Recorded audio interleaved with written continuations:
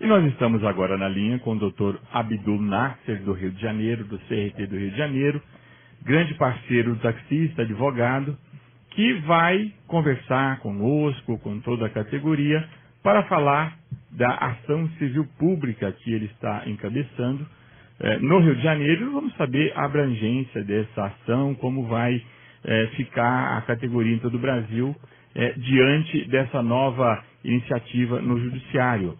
Boa noite, doutor Abdul. Boa noite, Carlos. Boa noite a todos aí de São Paulo. Prazer estar com vocês de novo. É uma alegria, um prazer tê-lo conosco novamente, doutor Abdul. Doutor Abdul, eu entro direto na questão e pediria ao senhor uma explicação que toda a categoria consiga compreender, vamos dizer assim, o alcance dessa ação. Evidentemente que não queremos aqui que o senhor revele a estratégia, não vamos dar o caminho para o inimigo. Mas, para começar, doutor Abdul, perguntas bem básicas para nós compreendermos, para que todos compreendam. O que vem a ser uma ação civil pública? Bom, existem direitos que não são necessariamente de uma pessoa ou de uma categoria, são direitos de toda a sociedade, né? E que têm condições específicas para serem defendidos, né? A ação civil pública ela se presta à defesa desses direitos, são chamados direitos transindividuais ou coletivos, né? Então, a ideia dessa ação, está dando eco aí, mas a ideia dessa ação é justamente que a gente possa apresentar novos argumentos, porque o assunto ele é muito transversal, né? Argumentos que ainda não foram abordados em nenhuma dessas ações e argumentos que são de interesse de toda a sociedade. Existem questões que são muito mais relevantes até do que o interesse do taxista ou do próprio usuário, do Uber, do parceiro, que estão sendo deixadas de lado, né? Como, por exemplo, o respeito ao princípio constitucional, que é do direito a uma cidade sustentável, né? A gente já comentou um pouco disso aqui na outra oportunidade. A livre iniciativa ela não pode se sobrepor à construção de cidades sustentáveis, ao planejamento futuro, né? Ou para a entrega de uma cidade planejada e adequada às necessidades de gerações futuras. Sim. Enfim, tem uma série de questões que vão além do interesse de uma só categoria, né? São em defesa de toda a sociedade. Quer dizer, o senhor, então, com base nesse leque de argumentos, o consumidor, a cidade, a mobilidade, o senhor acredita, então, que o argumento está muito mais sólido e não vai ficar, por exemplo, nas decisões superficiais que já outros tribunais tomaram?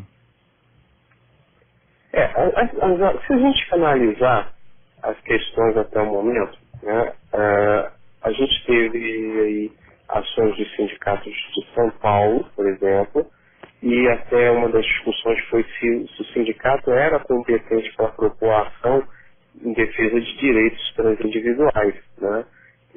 Ficou discutindo competência, justamente por isso. Mas poucas foram as decisões realmente que abordaram outros elementos que nossa dicotomia de táxi e a questão público-privada está totalmente vazia diante de uma série de outras análises. Ainda, né, se analisarmos em que o próprio Uber apresentou os pedidos para continuar operando, para não deixar para não ser perturbado a sua operação, né, a gente percebe que há um ativismo do judiciário em defesa do modelo, né, passando ao largo de análises legais e deixando de observar princípios como da presunção de legalidade, da presunção de legalidade das normas, né? Ou pelo menos de abordar, ou fazer uma análise mais ampla dos impactos disso em todo o ordenamento das cidades, né? Enfim. E a gente agora precisa expor esses elementos todos, aproveitando até um certo amadurecimento da questão, numa ação mais estruturada, é o que a gente pretende, né? Para ver se a gente consegue obter novos resultados, né? Ou pelo menos trazer novas luzes ao esclarecimento da questão. Em paralelo, eu já digo que a gente precisa continuar atuando junto aos órgãos públicos, no sentido de aprimorar o modelo de regulação da atividade de transporte individual remunerado, né? Juridicamente falando, cientificamente falando, mesmo na área de engenharia de transporte, né? Inclusive recomendo para trazer aí o Nelson Prata para falar dessa questão de engenharia, um engenheiro de transporte muito bom e conhecedor dessa área. Mesmo nessa área, existem pouquíssimas pesquisas sobre a natureza científica desses serviços, né? Há uma confusão entre serviço de táxi e serviço de fretamento em veículos de transporte individual, fretamento, locação de veículos com motorista, né? Isso precisa ser esclarecido justamente por falta da percepção da diferença desses dois serviços que o Uber, por exemplo, vem obtendo decisões favoráveis.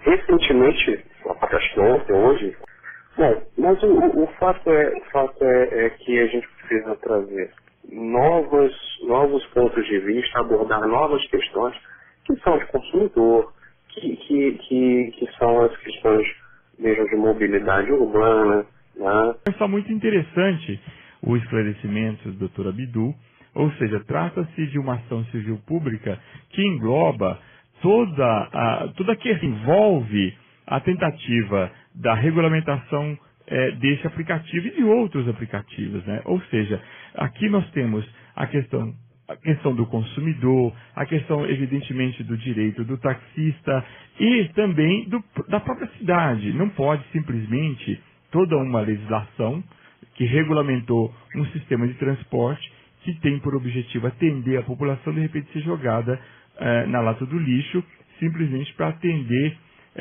me foge agora a palavra aqui do Dr. Abidul, mas todo um sistema, né? Dr. Abidul, retomamos a ligação, o senhor estava iniciando o seu complemento do raciocínio, fique à vontade. Não, na verdade, assim, existem questões recentes, né? Como o fato do incentivo ao exercício do bico. Você, depois de trabalhar 8 horas por dia, né, trabalhar mais alguns períodos, transportando vidas, né, e pondo em risco vidas no trânsito mesmo. Porque há notícias que pessoas trabalham mais 8 horas por dia, né, fazendo um segundo emprego. E isso é claro, né, atento à segurança pública. Isso é contra a lei, por exemplo, do motorista, né, que define como carga horária máxima trabalho de 8 horas. Nessas questões, até mesmo o direito do próprio parceiro, ele tem que ser respeitado em algum aspecto e caberia até, uma das coisas que a gente pretende, pedido de indenização a esses parceiros, porque muitos deles, acreditando na propaganda da empresa, adquiriram veículos, né? As pessoas que investiram no veículo de maior valor, no Black, por exemplo, já não conseguem mais fazer o dinheiro prometido, né? E não conseguem pagar a prestação. Conheço vários, muitos vêm conversar com a gente, até pelo Facebook, porque vinha a gente no ativismo nesse sentido, e falam, poxa, eu estou com prestação, eu acreditei nesse negócio, eu me prejudiquei, né? Exato. E é claro que há uma propaganda enganosa. Eles são consumidores do serviço do Uber e deveriam, ou consumidores ou empregados até, né? Sim. E aí de um jeito ou de outro, devem ser indenizados pela propaganda enganosa que os conduziu a investir nessa aventura Sim. ilegal. Doutor Abdu, agora, a ação, ela visa a indenização também para o taxista? Não, ela só visa realmente restabelecer, vamos dizer assim, a ordem, o respeito à legislação que é vigente, mas que o aplicativo não respeita. Isso vai depender da conclusão de um estudo técnico junto a uma universidade que a gente pediu. Se for possível comprovar, né, a gente sabe que houve, a questão é a comprovação técnica disso, tá? Se for possível obter a comprovação técnica a partir de um estudo que a gente encomendou, a gente vai pedir indenização para os taxistas, sim. Se não for possível, a gente vai pedir sim. Agora, as chances são remotas, sem um elemento técnico de comprovação, né? Claro. Gostaria de aproveitar também para frisar algumas coisas. Fique à vontade. Primeiro, não é uma solução mágica, né? Está todo mundo achando que vai propor ação e pronto, amanhã o Uber está fora do Brasil. Isso não aconteceu em lugar nenhum do mundo, não vai acontecer aqui, né? Mas é um caminho necessário. É um caminho necessário. A segunda questão é que isso não nos desobriga de continuar atuando, né, na busca de um melhor regramento das atividades de táxi e na ampliação da qualidade, que isso vem acontecendo, na verdade já vinha acontecendo antes do Uber, com a entrada dos aplicativos e tudo mais. Já era um processo que estava acontecendo, agora só se aumentou a velocidade, né? É preciso atender as demandas de mercado cada vez mais, né, e com mais eficiência. Então, isso eu acho que é importante frisar. Não tem mágica nesse negócio, né? Não há promessa de vitória fácil, ou mesmo de vitória, até porque, como eu disse, há um ativismo do judiciário, ou de parte dele, lógico, né? Algumas das decisões, inclusive, têm manifestações de insatisfação do juízo claramente postas nos fundamentos, né? Coisas que, em princípio, acredito, não são compatíveis até com o nível de complexidade do assunto. Isso deveria estar fora das decisões. Agora, mas, enfim, acho que era importante frisar isso. Com certeza, doutor. Nós sabemos que a luta é realmente... já passamos por vários estágios, tivemos, podemos dizer, decepções, né, com o judiciário, e queremos crer que podemos conseguir, sim, uma vitória. Porém, o senhor frisou bem, não é num passe de mágica. E nós imaginamos como será um trabalho árduo, porque não é só digitar lá um monte de palavras, não, é um argumento científico, técnico, que vai ser apresentado ao judiciário para dar uma visão de conjunto, e aí, evidentemente, nesse meio haverá muito mais embates, né, imagino. Sim, com certeza. E eles vão correr até o final, obviamente, até porque é um negócio de 60 bilhões de dólares, né? Então, é natural que eles briguem até a última instância e, quem sabe, até depois dela, né? Há mais de um ano atrás, se falou também em procurar enquadrar esta empresa no Ministério do Trabalho, muito mais no Ministério do Trabalho, que seria o ponto em que a gente eventualmente poderia enfraquecer essa empresa juridicamente, para a gente poder ganhar alguma coisa dela. O senhor ainda acha, ou o senhor acha, que seria esse o ponto no Ministério do Trabalho que a gente poderia pegar essa empresa? A verdade é que já existem inquéritos ainda na fase de instauração junto ao Ministério Público do Trabalho. Ainda está em investigação, é isso? Sim, aqui no Rio mesmo existe um, né? Agora, é uma tendência, né? Naturalmente, esses são os pontos que a gente pretende abordar, né? Como eu disse, a questão é muito transversal, é muito ampla. né?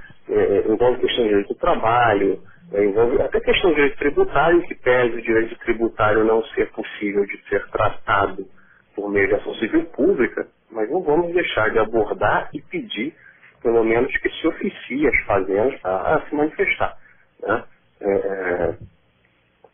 Então, é óbvio que a questão trabalhista ela está na pauta e provavelmente vai ter alguns desdobramentos logo, né? Existem pessoas trabalhando 15 horas por dia, somente no Black, né? E sem conseguir fazer a metade do que precisam para pagar as prestações que assumiram. E isso inclui, inclusive, a Receita Federal, né? Porque numa conta rápida que a gente faz aqui, já fez aqui no estúdio, é assim, essa empresa, por baixo, ela está ganhando só em São Paulo, eu não estou falando em Brasil, estou falando só na cidade de São Paulo, em torno de R$2 milhões por dia eles estão ganhando. A minha pergunta dentro desse seu processo, tem como já mandar para a Receita Federal e falar, olha, com toda certeza tem alguma coisa errada nisso. Eu acho que deve ter algum fiscal ouvindo aqui, algum parente, então vamos lá. Só uma análise tributária rápida, né? A gente tem duas formas de ver a operação do Uber. Como eles se apresentam, a gente acha que eles devem ser.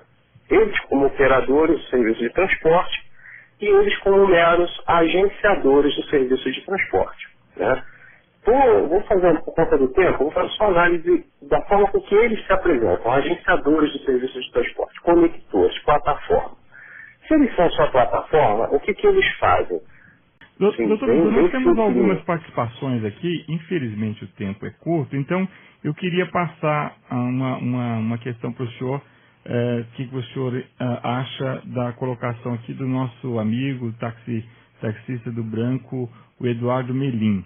Ele diz que comprou o carro em 2013, 2014, caiu o serviço, de 10 horas está trabalhando 16 e não consegue pagar as contas. Ele pergunta se pode entrar com uma ação por estar sentido lesado, seria uma ação por perdas e danos. O senhor aconselha esse tipo de ação? Qual é o desafio? É provar que foi o ingresso do Uber, de fato, que gerou isso. Porque a gente está num período de crise econômica, crise política, né, redução mesmo de investimentos, enfim.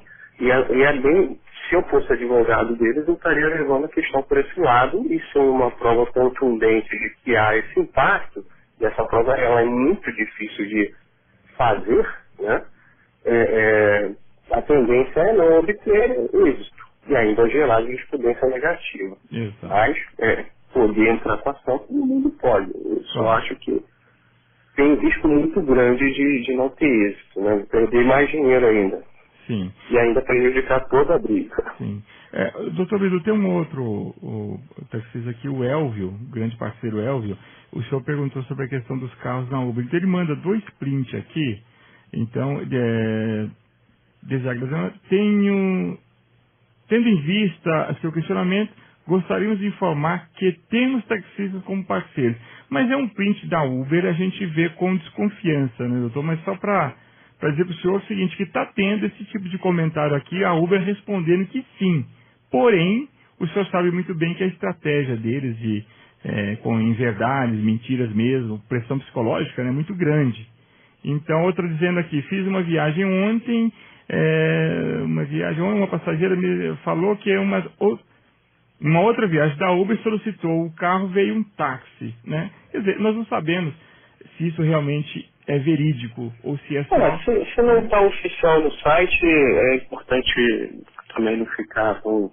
Exatamente, tumultua mais a questão, né, doutor? Exato.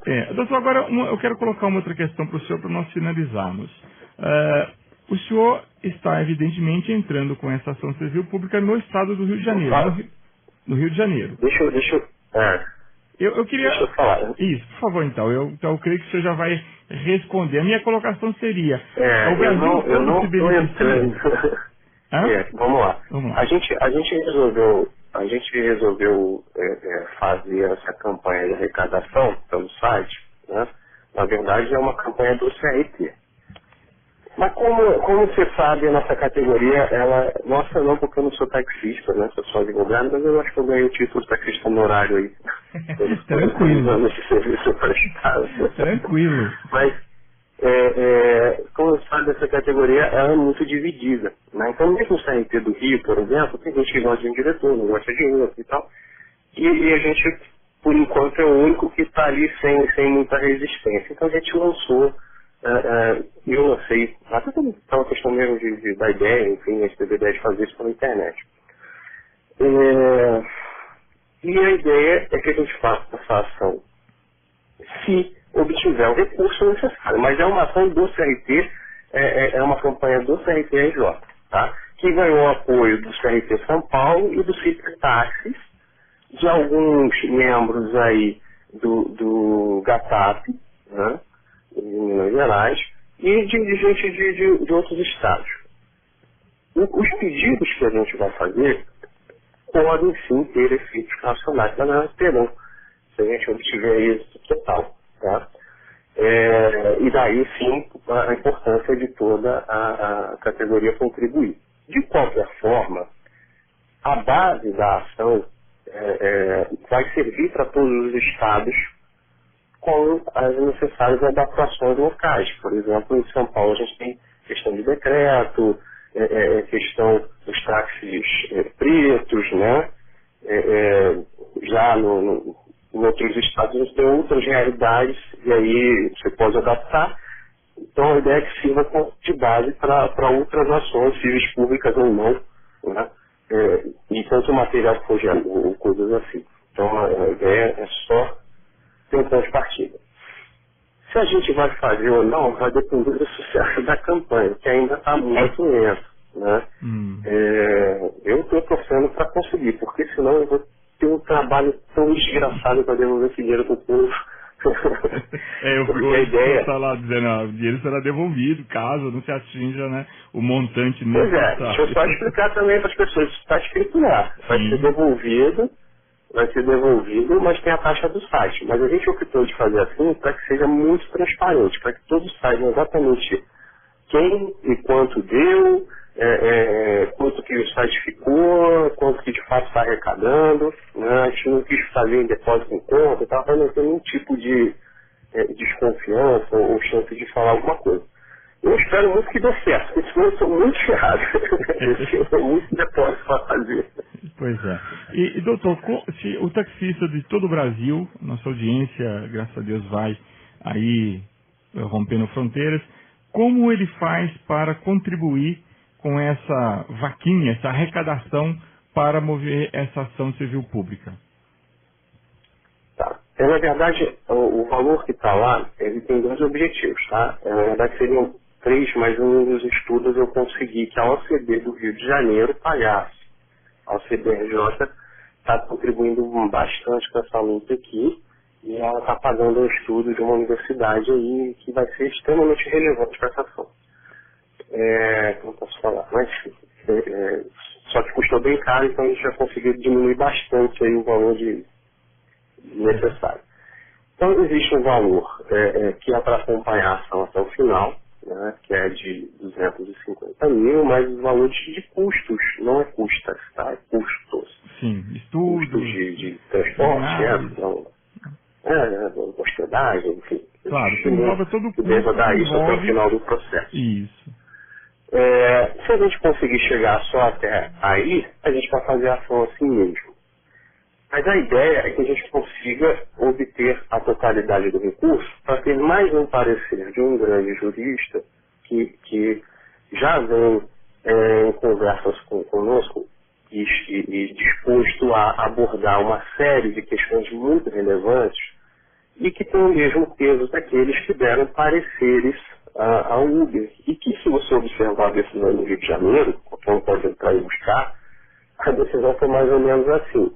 Porque isso, abre aspas, falaram isso, fecha aspas, falaram isso de novo, abre aspas, falaram isso, enfim, copiou e colou, e disse assim, mas não sou eu que estou decidindo se esses mestres falaram que é assim, né? Então a gente precisa botar do outro lado mas alguns, é certo que a gente tem alguns bons pareceres aí, né, como o Antônio Bandeira de Mello, o próprio Eros Grau, que foi o ministro, deu um parecer, né, mas certo também, na minha opinião, assim, com todo respeito aos médicos, que deixaram de abordar coisas que estrategicamente julgo relevantes, né, então daí a necessidade de mais um.